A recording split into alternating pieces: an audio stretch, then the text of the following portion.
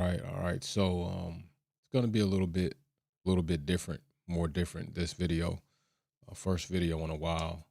I want to first send a big shout out to all the Wolfpack family that have sent positive vibes and or recovery best wishes. I do appreciate it. This video likely won't be that long. It took a bit to get things situated and get me in a position to be able to even do this. So just bear with me. Good morning, Zitro. So things are a little bit harder right now. Hopefully next week, what's good, R33, Z33. Hopefully next week I'll have a little bit more progress and be able to do a bit more on the live event. But I did want to try to do this with the energy I do have. So just bear with me and let's go over this. So MCL39 has been revealed in a very freakishly camo type way. I do want to say that the MCL38, we know that the previous season and the season before that, McLaren have been known to start out of the gate in a very slow manner in comparison to their higher upper level competitors like Ferrari, Red Bull, Mercedes, still kind of in the wind right now. We do know that the W16 also has had some surfacing and kind of figuring out what that's going to be. I'm not really too optimistic about Mercedes right now. I don't think they've earned the right for us to be optimistic, but McLaren has earned the right for us to be a bit more optimistic going into the 2025 season. So as you see right here, some key areas that we will pay attention. Big shout out Crash. Check out his content. But we do have the winglet, the mirror supports.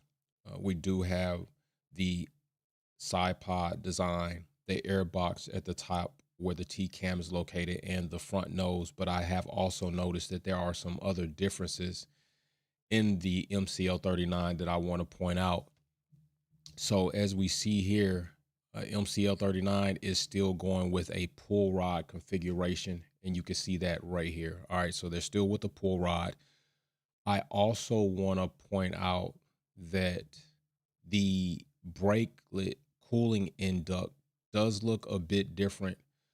If you notice here, just to the left side or the right side of the fairing, it seems like that inlet is a bit more, it's a bit smaller. And that area that I'm talking about is right here. All right. That brake cooling induct seems a bit smaller, and it also has a bit that is running from here. Let's go ahead and change the color on this so you can see that, but a bit that run from here to here. So in there, so right there, they're conditioning a bit more airflow. What's going on, Paul, brother? I'm trying to make it through here, man. I'm gonna try to make it through this, but they're conditioning more air in this area, and also it seems to be a bit more reduced in the surface area in collecting cooling. So I don't know if you could pay attention to this one. This one's a bit more elongated vertically. Big shout out, Paul. Good morning, fam. Happy Friday. Happy Valentine's Day to everybody, the ladies. Hope everyone has a great weekend. Smash the like button. Peace and love. Peace to you too, Paul. I really do appreciate you, brother, all your wishes and your positive energy you've been sending my way in hopes of recovery as well, brother. So thank you very much. So let's get back to this. Paul, is an avid racer, so he'll know some of these. I also want to point out that the wishbone, the upper wishbone area here, and as we come down here, and also the track bar, you have the track bar, but the upper wishbone area and lower wishbone area and track bar, they seem to have a bit more spacing in them. All right. It seems to be a bit more spacing in this area. Now, I don't know if McLaren are trying to improve the airflow going in to the side pod, or if maybe they realized that they had a lot more dirty air compared to the MCL38. It seems a bit more tight in here. Now, it could be the angle of the shot, but the track bar and upper lower wishbone area seem to have a bit more compacting in that space. And then when you come over to the MCL39, it seems to have a little bit more spacing and gapping in there. Now, like I said, this could be because of the angle of the shot, but it does seem to be configured a bit differently here. Also, what I will say, something that, that is highlighted here is talking about the front inlet area, the front nose area where they kind of allow cooling to go in and out, in for the driver, is blocked off. That's not really a big thing because this is something that is also on the MCL38. Now, whether they decreased that slit that you see here, it's kind of up in the air. It could be, it could be not, but this is something that they can block off. It's something that they can open. It's a very adaptable piece, and it's critical for airflow, but more for the driver. But this is not the biggest area because that's something that they play with depending on where they are. But I will say something that I also did notice just a tad. But if you pay attention to the front wing and the chord profile on the MCL39 seems to be a bit different. All right. It seems to be a bit different, especially the way that it ends up toward the end plate area. And what I'm talking about is this area here. As you see, it kind of comes up, rounds, and then it dips down here before connecting to the front nose area of the MCL39. So a McLaren has played with this a little bit. This configuration is not entirely the same, and it's not drastically different. But we all know in Formula One, the name of the game, small differences can make a big change in perspective of trying to gain airflow, cooling temps, and or downforce in this car getting through the air. Another big area, of course, especially since McLaren started the whole zero side pod configuration, cars were porpoising in the new ground effects era, is the inlet to the side pod. And the inlet to the side pod, you'll see here, does look a bit different as well. Looks like they took a little bit off. If we go back to the MCL 38, a little bit more squared out here than what we see right now on the MCL 39. Kind of seems like they rounded. It seems like they rounded more this area, as well as this upper tray area that I talk about, that leading edge, trying to condition the airflow a bit more before it reaches the side pod, and then rounding off right here.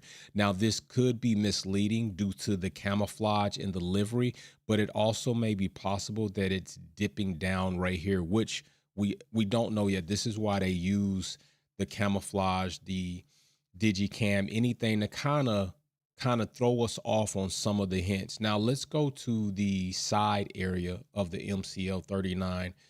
And in comparison, we'll kind of go back and forth to the side or quarter front shot of the MCL 38 that you see right here.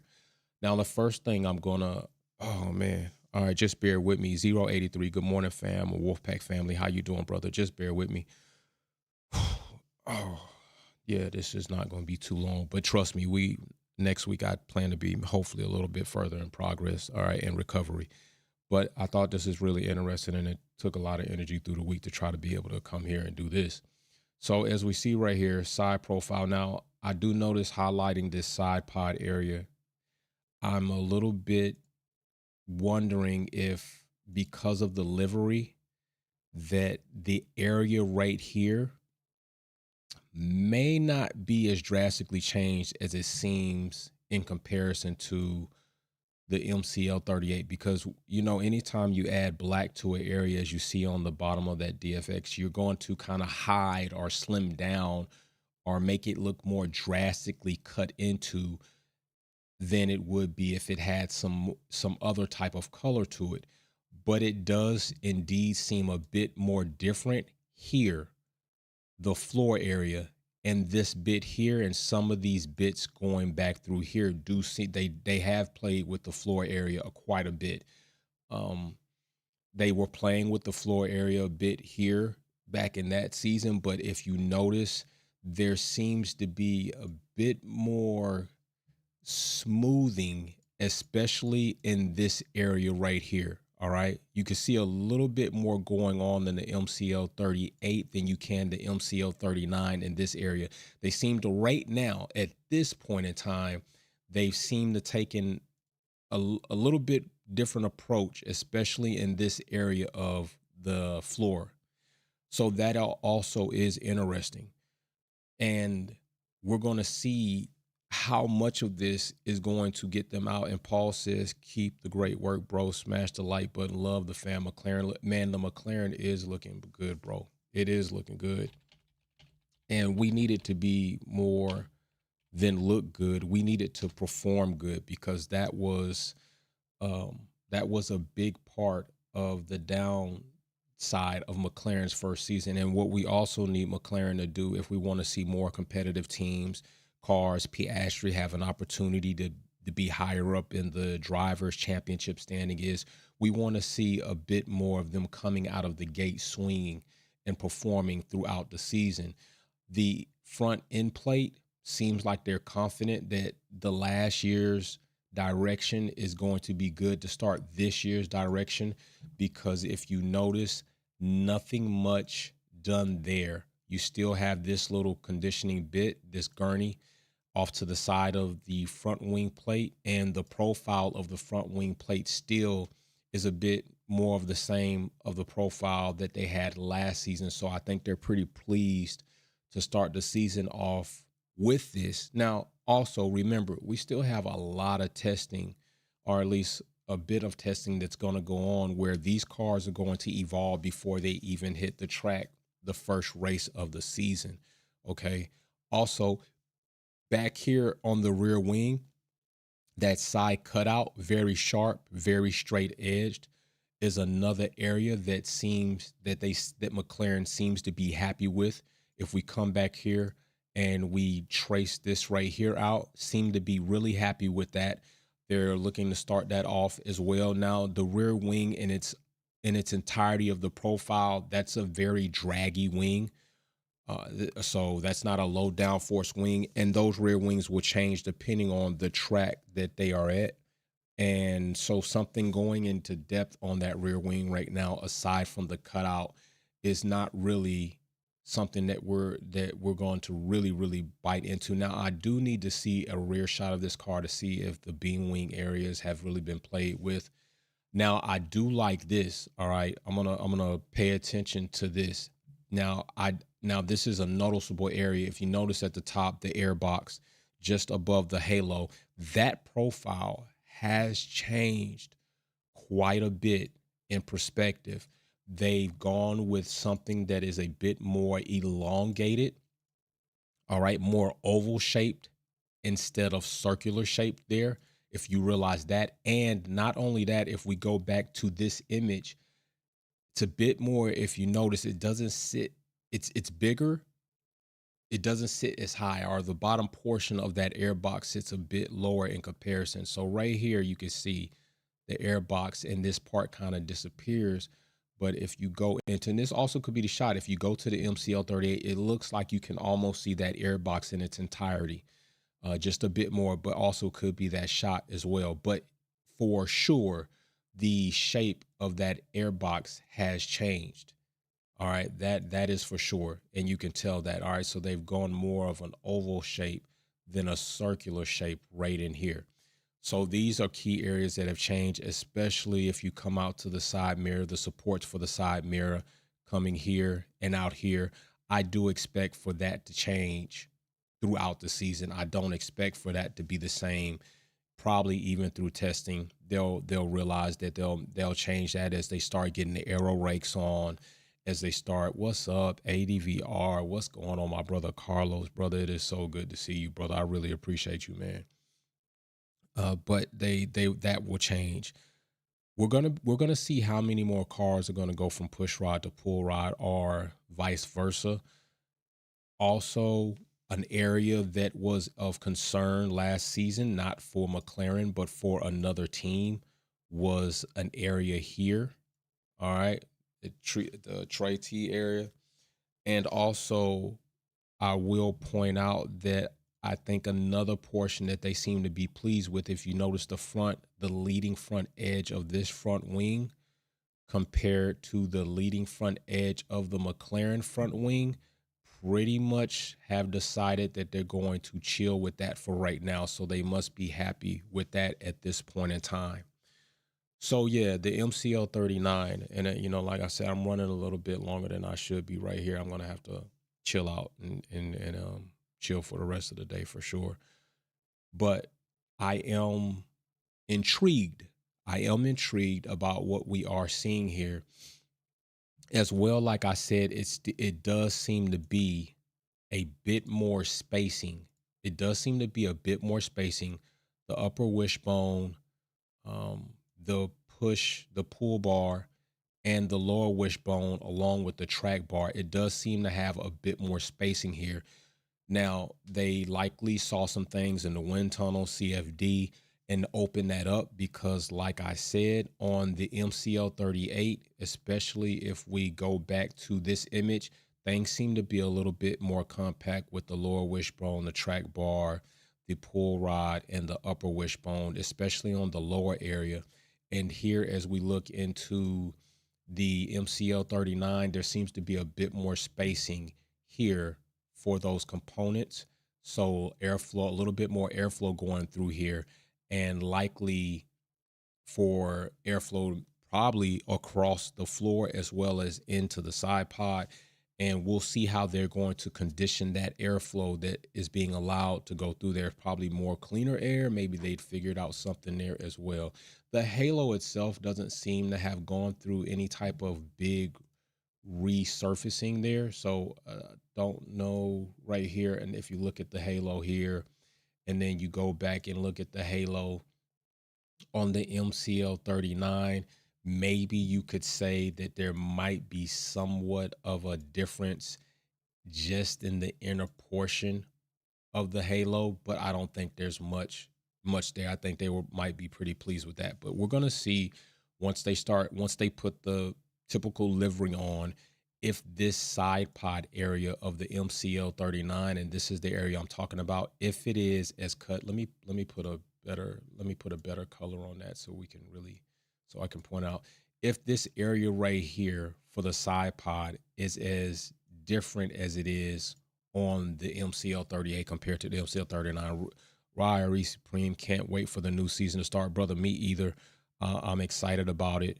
Carlos, I know you're excited. You've been a Ferrari fan, but now you got Lewis Hamilton at Ferrari. J. Rob, what's going on? I see you. So yeah, this is exciting. This is a very exciting part of the year as the new cars are starting to be released. Pictures are coming out. The livery launches are coming. I don't know what my condition will be next week as far as livery launches. So we will be trying to make that one. Definitely, I'm going to muster up whatever I can of Ferrari livery launch, especially the anniversary launch. We'll try to do something there. But yeah, I am very intrigued. I am very motivated about McLaren's changes. And like I said, I hope they hit the ground running. All right. So I really appreciate you all tuning in to check this out. Like I said, the MCL38 and the MCL39 do look different. All right. There are some differences there, even in the front leading area from here going into this area. There are some differences. So I'm just really excited to see if McLaren have actually landed on a configuration of changes that are going to allow them to start the season off strong. That is where McLaren has been weak. They've started the season off very slow and then built in. McLaren need to come out this time and also realize that they are a top competing team, adjust their strategy as so, adjust driver orders as so, and then changes and updates to convert in the upgrades more often than not. Okay, if that is the case, McLaren is a very formidable opponent, and I would hope to see one of their drivers in a dogfight for the drivers' championship. I think a lot of us want to see Lewis Hamilton and Ferrari at the top, and we will discuss that when more of or I can have the energy to discuss Ferrari changes as well as Mercedes changes and Red Bull changes. I do think Red Bull might be taking a back step. I think we saw that as well. And I will have a video going over some comments that were made in regards to Lewis Hamilton compared to Max Verstappen on another live, it won't be today. I'm gonna have to take my time kind of building back into this. So I hope you don't mind this style informant of content for a minute. It has to be this way until I can kind of get a bit more presentable. But I do appreciate you all, and leave the comments below in the comments section. Let me know what you think about McLaren's changes. Let me know if you think McLaren's going to start off strong. Let me know which one of the McLaren drivers that you're going to be pulling for. Piastri is my dog. And I do hope he had a little sophomore slump, but I think Piastri will come back out strong, and he's got ice in his veins. So as far as Lando, I think a lot of people criticize Lando, and rightfully so, cracking under pressure and maybe playing too nice with Max Verstappen because of their friendship. So I think a lot of people want to see Lando be a bit more doggish. He didn't have enough dog in him last season. Had he had a bit more dog in him, but I will say as a teammate, he saved himself making some of the decisions that he made, which were the right decisions in order for Piastri, because team orders were messed up, and they're going to have to do a better job with that. So big shout out. Wolfpack Performance is going to be out. Big shout out to all the Wolfpack family that pulled out. ADVR, Carlos, J-Rob, Paul, Zero, Wiry, Supreme, the super chats. I really do appreciate you all. R33, Z33, Zitro Garage, you've been here for a while. You need to go ahead and become a family member, brother.